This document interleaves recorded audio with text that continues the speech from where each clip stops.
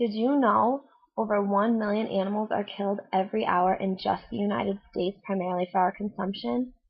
And out of those animals, 20 billion of them every year are farm animals. I'm here today to talk to you about why you should eat less meat. These animals are not raised on normal farms that we see on TV or in movies. They are products of factory farms. These farms typically consist of large numbers of animals being held in extreme confinement. They are raised for the sole purpose to make a profit, and they go through painful mutilations to grow to unnaturally large sizes and unnaturally fast. They're only raised to make as much meat as possible as fast as possible.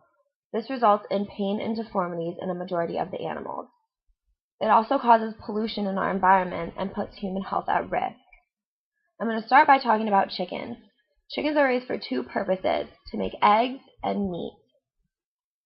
The chickens that are used to make eggs, as soon as they're born, if they're found out to be male, then they are automatically killed.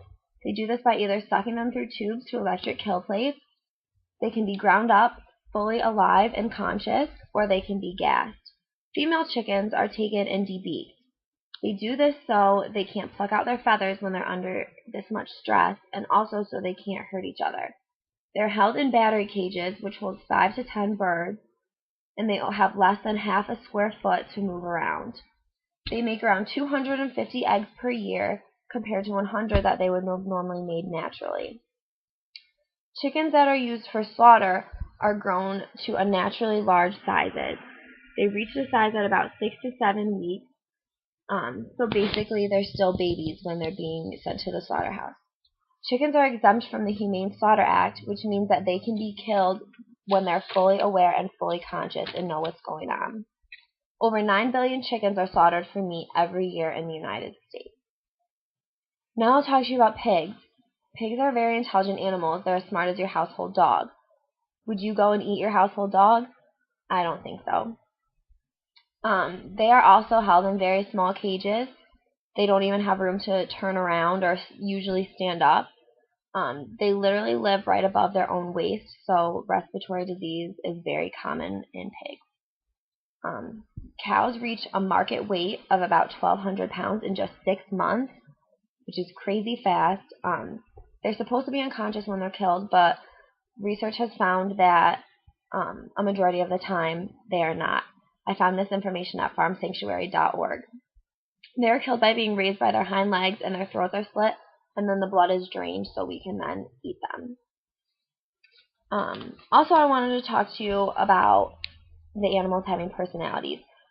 If you think of them as someone, not something, it seems really inhumane to eat them. Just think about, like I said, your household dog. They have personalities. They feel love, they feel pain, they feel suffering, and other animals do too. All animals are equal, and I don't see why we treat some animals differently than other animals. Author Jane Goodall says, farm animals feel pleasure and sadness, excitement and resentment, depression, fear, and pain. They are far more aware and intelligent than we ever imagined. They are individuals in their own right. And I completely agree with that quote. I think that it is inhumane the way we treat them. Mostly, I understand that a majority of people aren't going to want to stop eating meat, because it tastes so good. It's a hard thing to give up. I understand completely. But also, the way we're treating them is unfair. And there are other ways to get meat from local farms. You can, grow your own chickens for eggs. There's a lot of other things we can do. So what I'm asking you to do is not to completely stop eating meat. I understand how hard that is. But maybe eat less meat.